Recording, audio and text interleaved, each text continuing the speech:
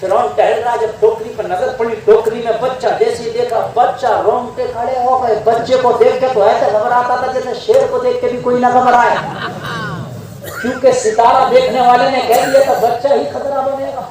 اور جب دیکھا بچہ بچہ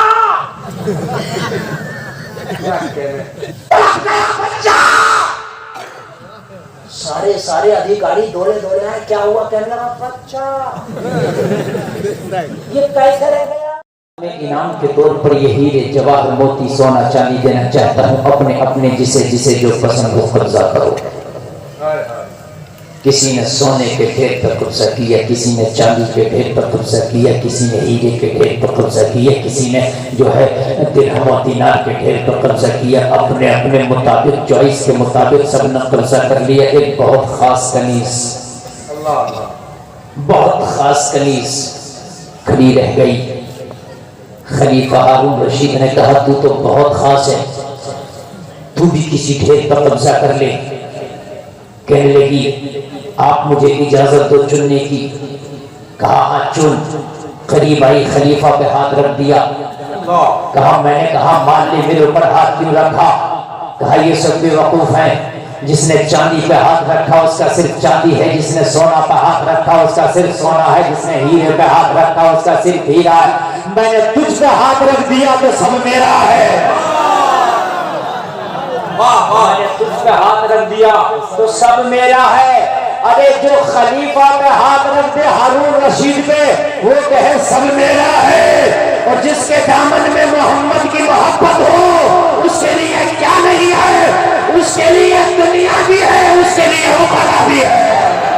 نعرہ تکبیر، نعرہ رسالت، بہار طیبہ کانفرنس، ارے کیا کہنے ہیں زندہ باد۔ موضوع سخن میرا کچھ اور ہے، لیکن چونکہ بہار طیبہ کانفرنس ہے اس لیے تھوڑا طیبہ کی بہار دکھا رہا ہوں۔ بہت اچھا جلسہ، کامیاب جلسہ چل رہا آپ کا یہ، اور آپ لوگوں کا جلسہ کرانے کا جو شیڈیول ہے مجھے بہت پسند آتا ہے۔ کیا کہنے کہ آپ تقریر ایسے جوان وقت میں کراتے ہیں تو کہ سننے والوں کی سماعتیں بھی جوان ہو، تو سنے بھی اور کچھ وہ حاصل بھی کریں۔ کیا کہنے آج کے جلسے کے آپ کے ناظرین آل رسول چمن زہرا کے پور سید عبدالوارث صاحب قبلہ چشتی، یہ اخلاق کے پیکر بھی ہیں۔ کا لال ہو وہ کیسے نہ کہے سب میرا ہے۔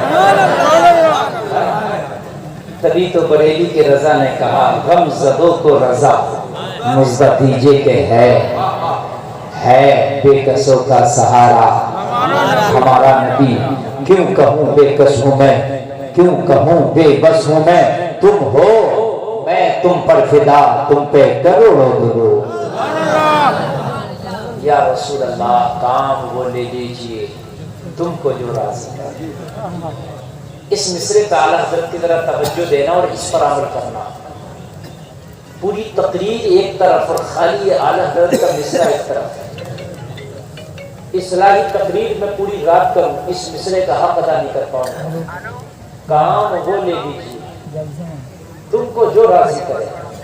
نماز اگر چھوڑ رہے ہو تو اعلیٰ حضرت کا مصرع پڑھنا، کام وہ لے لیجیے۔ یہ کام تو ہے نہیں نبی کو راضی کرنے والا، کام وہ کرنا ہے جس سے نبی راضی ہو۔ جھوٹ بولو تو اعلیٰ حضرت کا مصرع پڑھو، کام وہ لے لیجیے۔ آقا یہ جھوٹ بولنا تو یہ کام ہے نہیں جس سے آپ راضی ہو، میں نے تو وہ کام کرنا جس سے آپ راضی ہو۔ کام وہ لے لیجیے تم کو جو راضی کرے، تم کو جو راضی کرے۔ کام وہ لے لیجیے تم کو جو راضی کرے۔ اگر تیرا دوست تجھ سے کہے کہ آ یہ غلط کام کر، اپنے دوست سے کہہ دینا کام وہ لے لیجیے تم کو جو راضی کرے۔ بہترین کھانا چل رہا ہو کہیں بارات میں اسٹینڈنگ کا، سب کھڑے کھڑے کھا رہے ہو جانوروں کی طرح، اونٹ اور خچر کی طرح کھڑے کھڑے کھا رہے ہو، تو ایک طرف کو تھوڑا سا کھانا لے کے کہیں کو دسترخوان اپنا رومال بچھا کر کے بیٹھ جانا۔ سارا زمانہ کہے گا یہ دیوانہ تو نہیں ہے، کہنا ہاں یار دیوانہ ہی ہوں، میں دنیا کا دیوانہ نہیں نبی کا دیوانہ ہوں۔ اور کوئی تجھ سے آ کے کہے یہ اتنا اسٹینڈنگ کا کھانا چل رہا تو بیٹھ کے کیوں کھا رہا، تو کہہ دینا کام وہ لے لیجیے تم کو جو راضی کرے۔ کھڑے ہو کے کھانا تو میرے نبی کو راضی کرے گا نہیں، بس میں تو یہی پڑھتا ہوں، اسی پہ عمل کرتا ہوں۔ کام ہونے دیجیے، تم کو جو راضی کرے ٹھیک ہو، نام رضا تم پہ کرو وہ درود۔ کام وہ لے لیجیے، اس پر عمل ہوگا انشاءاللہ۔ آج کے بعد اس پر عمل ہوگا انشاءاللہ۔ کام وہ لے لیجیے تم کو جو راضی کرے۔ واہ واہ، کوئی کام کرنا ہے ہمیں جس سے آقا راضی ہو، واہ واہ، اور سب سے اچھا کام ہے آقا کو راضی کرنے کا درود پڑھنے کی عادت بنا لو۔ درود پڑھنے کی عادت بنا لو۔ لوگ جب باتیں کرتے ہوں، محفل میں کسی کی چغلی کرتے ہوں، کسی کی برائی کرتے ہوں، تو نبی کا درود پڑھنے لگ جایا تھا۔ جہاں پر لوگ گانے اور غزلیں پڑھ رہے ہو یا سن رہے ہو، سنا رہے ہو، تو مصطفیٰ کا درود پڑھنے لگ جا۔ نبی کا درود پڑھنے والا کان کھول کے سن لو، کبھی اس کے منہ میں کینسر نہیں ہو سکتا۔ نبی کے درود پڑھنے والے کے ہونٹوں کو فرشتے بوسہ دیتے ہیں۔ نبی کا درود پڑھنے والا کان کھول کے سن لے، اس کے منہ سے خوشبو آتی ہے۔ نبی کا درود پڑھنے والا جب وہ قبر میں جائے گا تو اس کی قبر سے خوشبو بہے گی۔ نعرہ تکبیر، نعرہ رسالت، بہار طیبہ کانفرنس، علماء اہل سنت حضرت علامہ اقبال احمد صاحب اللہ احسانی، ماشاءاللہ عالم نبی فاضل جلیل حضرت اللہ حضرت علامہ اقبال احمد صاحب اللہ کی آمد ہوئی ہے۔ باوقار شخصیت منبر نور کی زینت بنی ہے۔ آپ حضرت کے چہرے کی زیارت کریں اور میری گفتگو سنیں۔ نبی کا درود پڑھنے کی عادت ڈال دو۔ نبی فرماتے ہیں جتنا درود زیادہ پڑھو گے اتنا تمہارے لیے بہتر ہے۔ اٹھتے بیٹھتے چلتے پھرتے نبی کا درود۔ سو تو درود پڑھتے پڑھتے سو جا، اور تو درود پڑھتے پڑھتے جاگ جا۔ درود پڑھنے سے بڑی برکتیں ہوتی ہیں، بہت برکتیں ہوتی ہیں۔ اور میری بہنوں میری گفتگو کو سنو، اگر تم نے اپنے بچوں کو بچپنے میں درود پڑھ پڑھ کے دودھ پلایا، درود پڑھ پڑھ کے اسے سلایا، درود پڑھ پڑھ کے اس کو جھلایا، خدا کی قسم جوان ہونے کے بعد یہ کبھی باغی نہیں ہوگا، تمہارا وفادار ہوگا۔ آج تم کہتے ہو ہمارے گھر میں کوئی محمد بن قاسم پیدا کیوں نہیں ہوتا، آج تم کہتے ہو ہمارے گھر میں کوئی موسیٰ بن نصیر کیوں نہیں پیدا ہوتا، آج تم کہتے ہو ہمارے گھر میں کوئی خالد بن ولید پیدا کیوں نہیں ہوتا۔ او لوگوں، کارٹون دکھا دکھا کے بچوں کو جوان کرو گے تو یہ بچے خالد بن ولید نہیں بنیں گے، موسیٰ بن نصیر نہیں بنیں گے، سلطان صلاح الدین ایوبی نہیں بنیں گے۔ یہ نقشبندی بن سکتے ہیں، جواری سکتے باز شرابی بن سکتے ہیں۔ اگر چاہتے ہو کہ غلام حسین بن کے تیرا بچہ جوان ہو تو اپنے بچے کو دودھ پلاؤ، تو مصطفیٰ کا درود پڑھ پڑھ کے پلاؤ، جھلاؤ تو درود پڑھ پڑھ کے جھلاؤ، اگر سلاؤ تو درود پڑھ پڑھ کے سلاؤ۔ کل کی ماں بچوں کو جب جھلاتی تھی، سلاتی تھی، دھمکیاں دیتی تھی، زبان سے کہتی تھی تم سو جاؤ یا مصطفیٰ،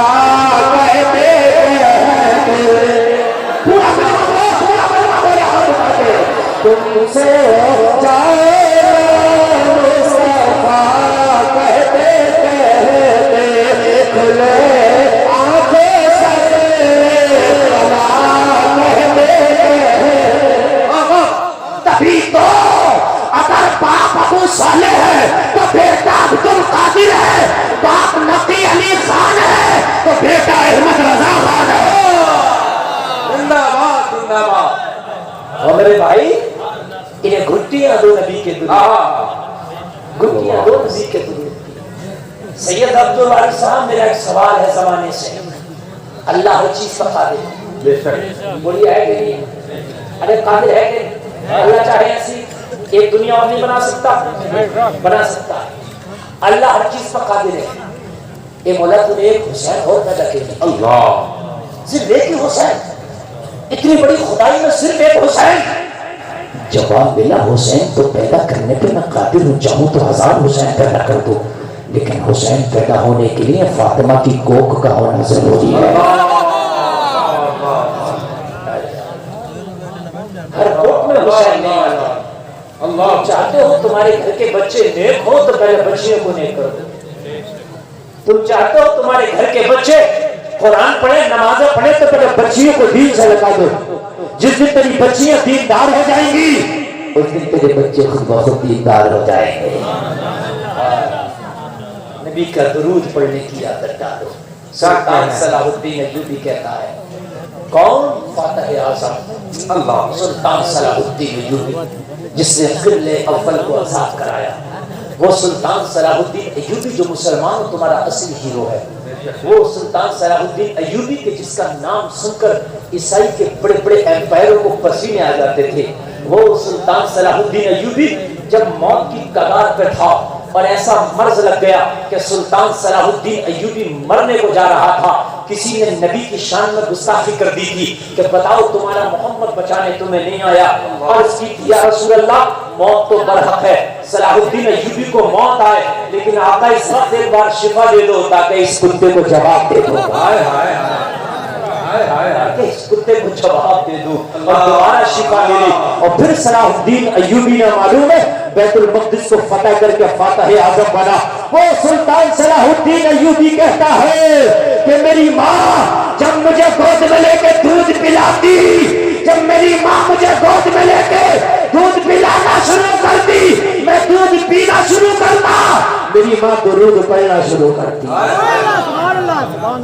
اس درود سن سن کے جو میں نے ماں کا دودھ پیا جب وہ رگوں میں خون بن کے دوڑا تو اس خون نے کہا تجھے قسم ہے جب تک تیرے اوپر نیند حرام ہے جب تک کہ بیت المقدس کو آزاد نہ کرا دے. ہماری مائیں دودھ پلاتی ہیں بچوں کو. کبھی شوہر سے لڑ رہی ہے دودھ پلا رہی ہے، ساس سے لڑ رہی ہے دودھ پلا رہی ہے، جھوٹ بول رہی ہے دودھ پلا رہی ہے، گانا سن رہی ہے دودھ پلا رہی ہے، چغلی کر رہی ہے دودھ پلا رہی ہے. اس دودھ کا اثر تو ویسے ہی ہوگا نا جیسا پلاؤ گے میرے بھائی. جیسا پلاؤ گے ویسا ہی تو اثر ہوگا. کل کی مائیں قرآن پڑھ رہی ہیں دودھ پلا رہی ہیں، نبی کی نام پڑھ رہی ہیں دودھ پلا رہی ہیں، مصطفیٰ کا درود پڑھ رہی ہیں دودھ پلا رہی ہیں، صحابہ کے قصے پڑھا رہی ہیں دودھ پلا رہی ہیں. محمد خان ثانی فاتح قسطنطنیہ کہتا ہے وہ قسطنطنیہ جس کے بارے میں نبی نے فرمایا تھا کہ جو اس کو فتح کرے گا وہ جماعت بے حساب و کتاب جنت میں جائے گی. اے لوگوں ذرا غور کرو. فاتح قسطنطنیہ محمد خان ثانی کہتا ہے کہ میری ماں جب مجھے دودھ پلاتی تھی اور دودھ پلا کے میں فارغ ہوتا پی کے فارغ ہوتا میری ماں قسطنطنیہ کی طرف اشارہ کر کے کہتی میرے لال تجھے دودھ کا حق ادا کرنا ہے. قسطنطنیہ کی فصیلوں پہ اسلام کا جھنڈا لہرا رہا ہے.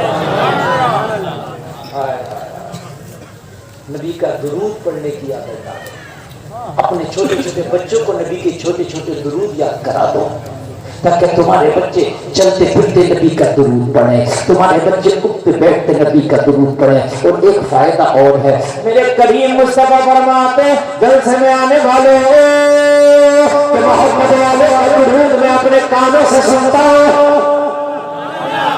اگر آپ محبت سے درود پڑھو گے تو سمدہ اور مدینہ کے سارے فاصلے ختم کر دیے جائیں گے، ساری دوریاں ختم کر دیے جائیں گے، سارے پردے اٹھا دیے جائیں گے. نبی فرماتے ہیں اگر سمدہ میں بیٹھ کر کے کوئی محبت میرے لہجے میں میرا درود پڑھے تو درود پڑھنے والے کی زبان ہوتی ہے آمینہ کے لال کا کام ہوتا ہے.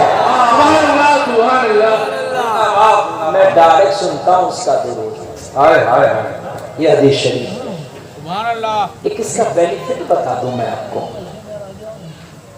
اگر روزانہ آپ کسی کی آواز سنیں روزانہ اور اس کے بعد اس کو آپ کے سامنے لا کے کھڑا کر دیا جائے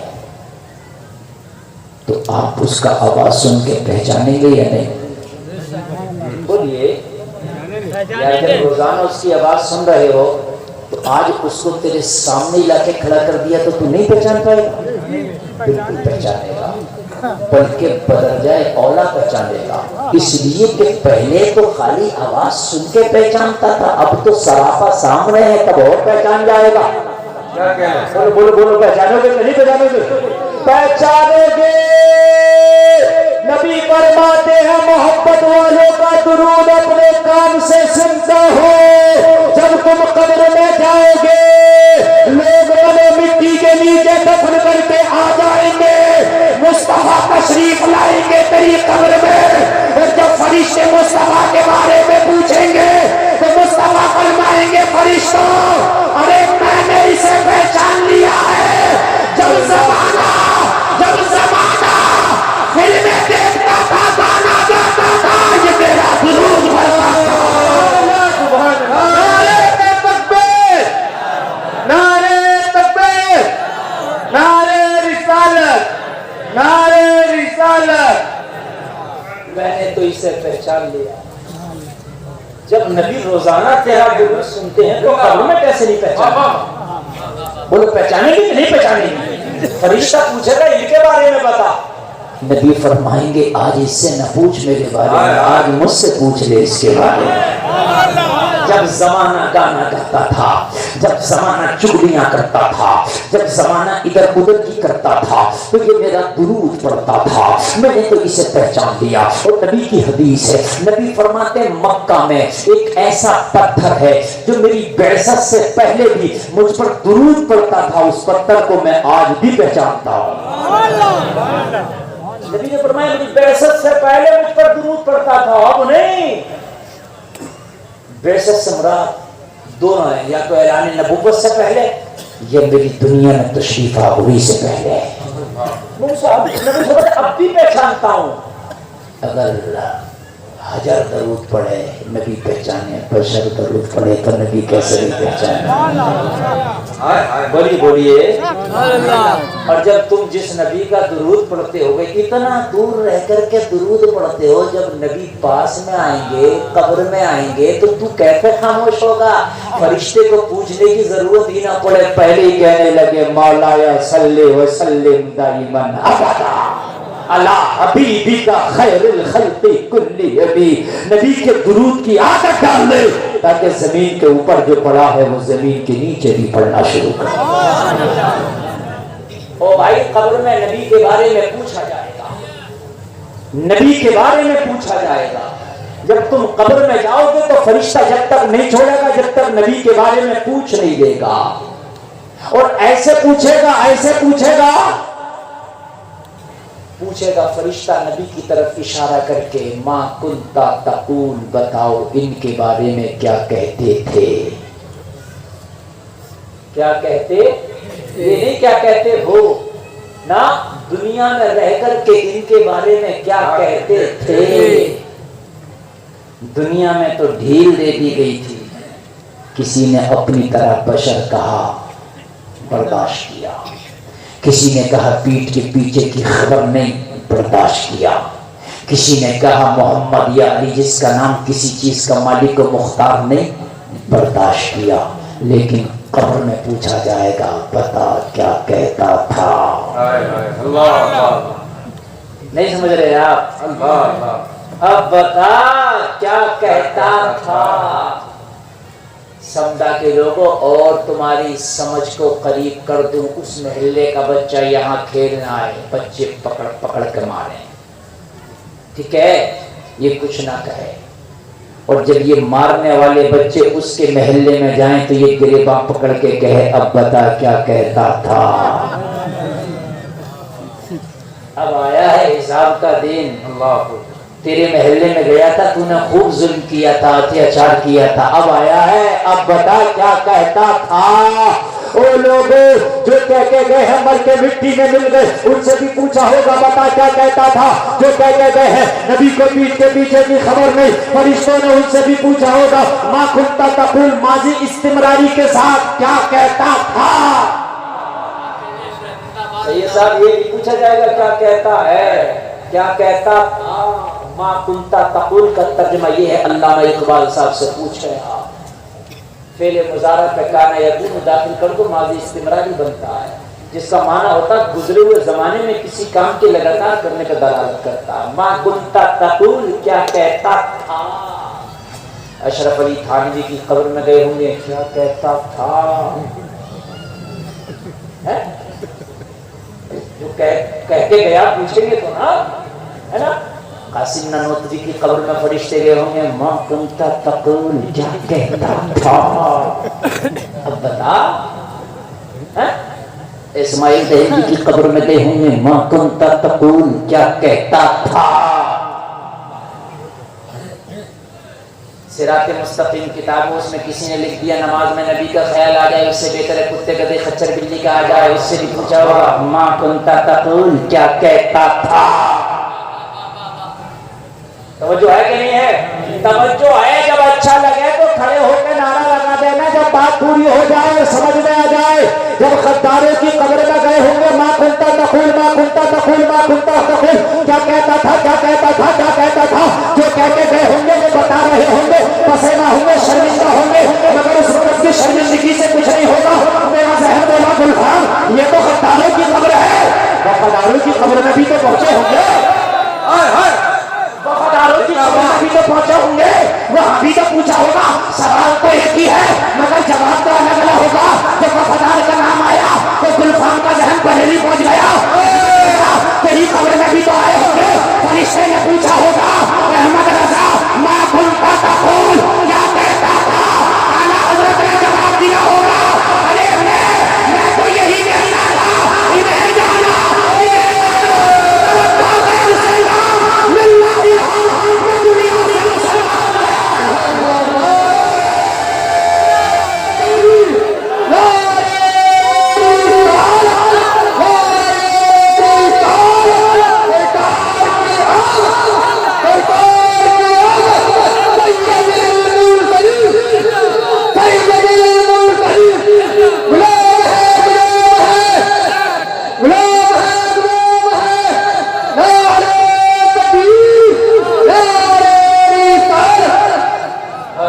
کے اعلان سماعت کر رہے ہیں۔ کمیٹی کے لوگ بار بار آ کر کے یہ گزارش کر رہے ہیں کہ اعلان پہنچا دیا جائے کہ ہماری ماں بہنیں جو بیٹھی ہوئی ہیں وہ تھوڑا سا جگہ بنا لیں اور پیچھے، تاکہ جو لوگ زمین پر بیٹھ گئے ہیں وہ آگے قالین پر آ کر کے سلیقے سے بیٹھ جائیں۔ تو میں گزارش کروں گا بڑی شائستگی کے ساتھ آپ لوگ بیٹھ جائیں، کوئی انتظام کی ضرورت نہیں ہے، سب بیٹھ جائیں بھائی، بیٹھ جائیں سارے لوگ، کسی انتظام کی ضرورت نہیں ہے، وہ خود اللہ کا شکر ہے دانشور لوگ ہیں، سب کر لیں گے ماشاءاللہ۔ حضور مفتی صاحب کو سنیے، چچا بیٹھ جائیے، مفتی صاحب کو سنیے۔ بڑی کام کی میں بات کر رہا ہوں، آپ بیٹھ جائیں، کوئی ادھر ادھر نہیں۔ ایک سنیے میری بات سنیے، آپ بیٹھیے نا۔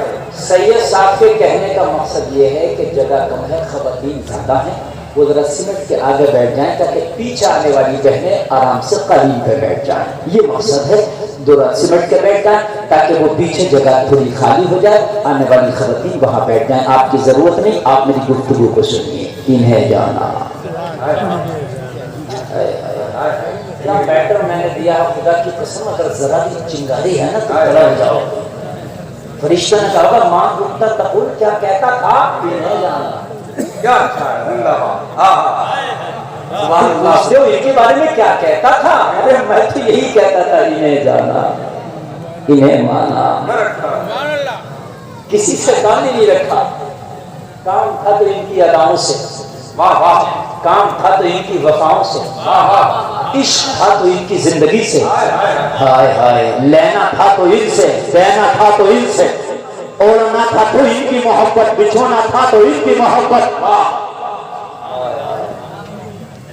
انہیں جانا انہیں مانا، ان کے علاوہ کسی کی مانی نہیں، ان کے علاوہ کسی کو جانا نہیں، اور ایسا جانا اعلیٰ حضرت سرکار کی میرے نواب رامپور نے دعوت کر دی۔ اعلیٰ حضرت نے کم سفر کیے ہیں مگر الحمدللہ رامپور کو یہ شرف حاصل ہے کہ اعلیٰ حضرت تشریف لے کے گئے ہیں۔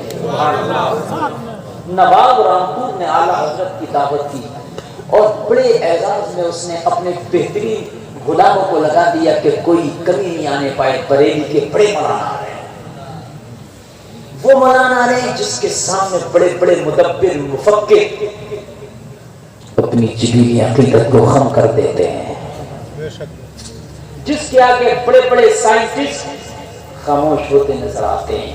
بہت بڑے مولانا، بہترین استقبال اعلیٰ حضرت کا رامپور میں ہوا۔ نواب رامپور نے اعلیٰ حضرت کے بیٹھنے کے لیے چاندی کی کرسی بنوائی، بڑے مولانا شان کرسی، اپنا تخت لگایا، سائڈ میں اعلیٰ حضرت کی چاندی کی کرسی۔ اعلیٰ حضرت جب تشریف لائے، اس کا دربار سجایا، اعلیٰ حضرت تشریف لا کے زمین پر بیٹھ گئے۔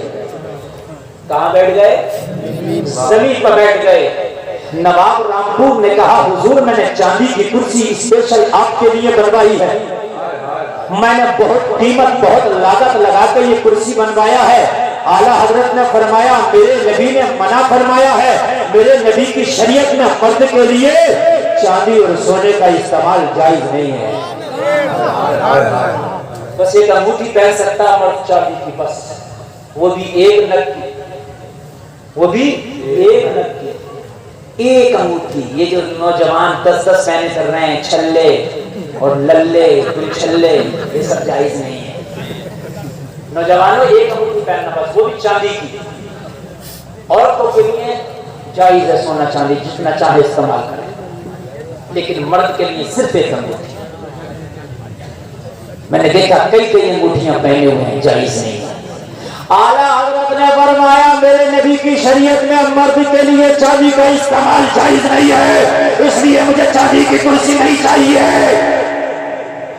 इन्हें जाना, इन्हें रखा है, इन्हीं को जाना, इन्हीं की मानना। आज का कोई मौलवी होता तो कहता नवाज साहब सुभान अल्लाह माशाअल्लाह आपकी नवाबियत सलामत रहे, हुजूर मुझे कुछ नहीं चाहिए, जब जाऊं तो नजराने में ये कुर्सी ही दे देना। तरीका करता, बड़े सीधे पड़ता। मगर आला हजरत इन्हें जाना, इन्हें माना, न रखा गैर से काम लिल्लाहिल हम्द, मैं दुनिया से मुसलमान गया। और ये कहते हैं ना, बहुत से लोग कहते हैं कि आला हजरत ने नबी के इश्क में बड़ा गुलू किया, बड़ा बढ़ाया।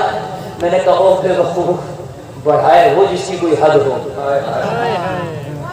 अगर सारे समंदर को रोशनाई बना के ना, और सारे पेड़ का कलम बना के, और जमीन और आसमान को किरतास बना ले, और जब नबी की मदह सराई लिखे, नबी की मोहब्बत के कसीदे लिखे, तो ये सब कम पड़ जाए, मगर नबी की मोहब्बत का हक अदा ना हो। जान दी हुई उसी की थी, हक तो ये है कि हक अदा ना हुआ।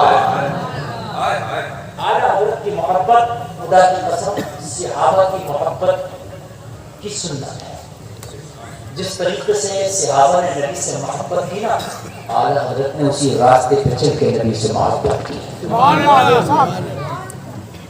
आला हजरत की मोहब्बत सहाबा की मोहब्बत का अक्स है।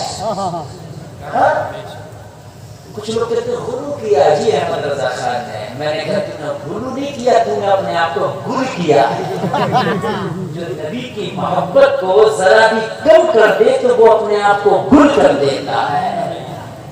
सहाबा की मोहब्बत बताऊं, अनस इब्न मालिक कहते हैं, बुखारी शरीफ की हदीस सही है, सलाह का लफ्ज है हदीस में। अनस इब्न मालिक कहते हैं कि उन दिनों की बात है, नबी के विसाल का वक्त करीब था, नबी की तबीयत करीब थी। नबी की तबीयत करीब थी, विसाल का वक्त उन दिनों की बात करीब था। नबी हुजरे आयशा में, कहाँ हुजरे आयशा में, जो गुंबद खुजरा शरीफ है, यही नबी का पहला घर था, यही हुजरे आयशा है।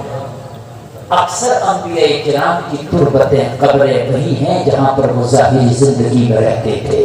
नबी ज़ाहिरी जिंदगी में वही रहते थे जहाँ अब है। आयशा है वही नबी का घर है, और ये है कहाँ, मस्जिद नबवी की बैक साइड में, लेफ्ट साइड में, जहाँ इमाम खड़ा होता है उससे पीछे की तरफ और लेफ्ट की तरफ। जैसे ये मिंबर शरीफ है, ये तसव्वुर करो मस्जिद, तो इसका बैक और लेफ्ट साइड कौन सा हिस्सा होगा, बताइए कौन सा हिस्सा होगा, बैक और लेफ्ट कौन सा हिस्सा होगा, वो यही होगा ना, बैक और लेफ्ट। ऐसे ही रोज़े रसूल है, वही हुजरा आयशा है। अनस इब्न मालिक कहते हैं नबी ने फरमाया अबू बकर नमाज पढ़ाए, अबू बकर नमाज पढ़ाने लगे, सारे सहाबा मुक्तदी बन के खड़े हो गए, हम सब के सब नमाज में थे। अनस इब्न मालिक कहते हैं नमाज जारी है, नमाज चल रही है। मुस्तफा ने अपने घर के दरवाजे का पर्दा हटाया, चेहरा दिखाना और चेहरा निकाल के गुलामों को देखने लगे। अनस इब्न मालिक कहते हैं सारे सहाबा जो नमाज में थे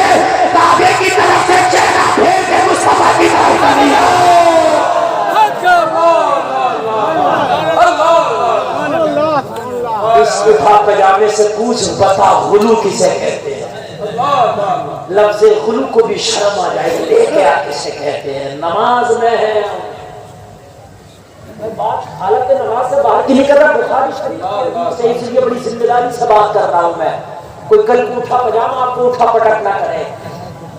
فی الصلاۃ، ہم نماز میں نبی نے پیچھے سے چہرہ دکھایا، آگے کی طرف سب کا چہرہ تھا، آگے کی طرف سے چہرہ پھیر کے مصطفیٰ کی طرف کر دیا۔ سبحان اللہ، سبحان اللہ۔ فتویٰ لاؤ نماز ہوئی کہ نہیں، فتویٰ لاؤ نماز ہوئی کہ نہیں، یہ کہتا خیال نہیں آئے۔ اور یہ صحابہ ہیں ون کیٹیگری کے مسلمان، اے کوالٹی کے مسلمان، وہ مسلمان کہ جن کو دیکھ کے ہم نے زندگی جینا سیکھا ہے۔ وہ کھڑے ہیں ادھر کعبے کی طرف سے چہرہ، اور استقبال قبلہ شرط نماز ہے۔ استقبال قبلہ کیا ہے؟ شرط نماز ہے، شرط ہے نماز کے لیے استقبال قبلہ۔ لیکن یہاں تو شرط ہی نہیں ہے، کعبہ ادھر ہو گیا، چہرہ ادھر ہو گیا، فتویٰ لاؤ تو کہا کسی اور سے کیوں پوچھو، اسی بخاری میں آگے ہے، نبی نے فرمایا چہرہ کعبے کی طرف کر لو، جتنی رہ گئی ہے کر لو، نماز ہو جائے۔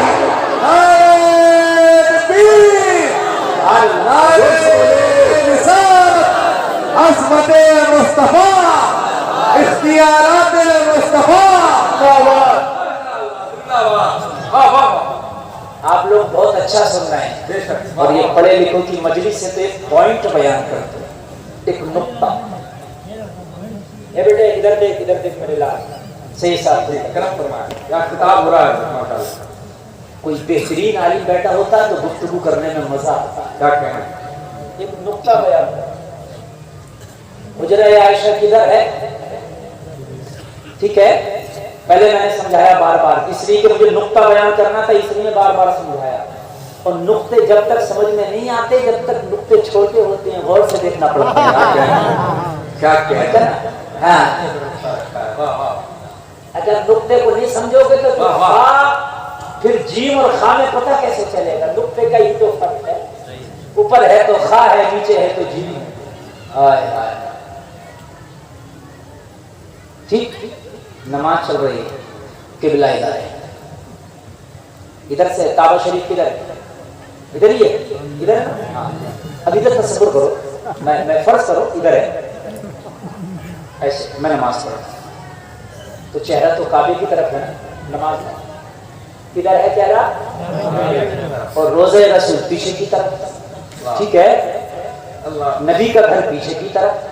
اب نماز میں جب نمازی نماز ہے، چہرہ آگے کی طرف قبلے کی طرف، نبی نے پیچھے سے دیکھا تو صحابہ کو کیسے پتا چلا کہ نبی نے دیکھا؟ نقطہ میں نے بتا دیا، فیصلہ آپ کریں گے، کہیں کوئی یہ نہ کہتے گلفام غلو کر گیا۔ یار جب میں آگے دیکھ کر نماز پڑھنا، کوئی پیچھے سے دیکھ رہا کہ نہیں دیکھ رہا مجھے کیا پتا؟ اور صحابہ نے تبھی تو چہرہ دیکھا ہو، چہرہ پھیرا ہوگا تب انہیں پتا چلا ہوگا کہ نبی دیکھ رہے ہیں، تبھی تو پھیرا ہوگا۔ تمہیں کیسے پتا چلا کہ نبی دیکھ رہے ہیں؟ اللہ کرے نقطہ سمجھ میں آ جائے۔ بڑی بات بہت بڑی ہے۔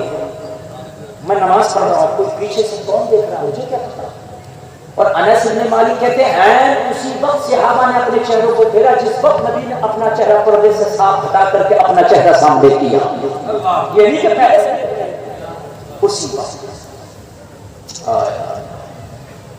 پتا چلا صحابہ نماز بھی پڑھتے تھے تو نظر مصطفیٰ کو ڈھونڈتی تھی۔ اور میں ایسی کئی اور بھی بیان کر دوں کہ نماز میں ہوتے تھے خیال مصطفیٰ ہوتا تھا۔ جی میں اور بھی بیان کر دوں گا، سورج گرہن کی نماز نبی پڑھا رہے ہیں، نبی مصلی پہ نماز پڑھاتے پڑھاتے نبی نے ہاتھ آگے بڑھایا۔ نماز کے بعد صحابہ نے عرض کی آقا آپ نے نماز پڑھاتے پڑھاتے ہاتھ آگے کیوں بڑھایا؟ علامہ اقبال صاحب سے پوچھیے حالت قیام میں نظر جائے سجدہ پر ہوتی ہے. نظر کہاں ہوتی ہے؟ حالت قیام میں جہاں سجدہ کرتے ہیں. دیکھیں امام سجدے سے آگے ہوتا ہے اور اس کا ہاتھ اور اوپر ہوتا ہے. اور صحابہ اگر یہ کہو کہ ان کو نظر رکھنے کا سلیقہ نہیں تھا تو پھر سب سے بڑی جہالت ہے. تیری میری نماز ہو تو چلے گا کہ تیرا نظر ادھر تھی میری ادھر تھی، لیکن صحابہ کی نماز میں تو جہاں سجدے جہاں نگاہ ہونا چاہیے ان کی نگاہ وہی ہے. تو صحابہ تمہاری نگاہ تو جہاں سجدہ پہ ہونا چاہیے تھی، نبی کا ہاتھ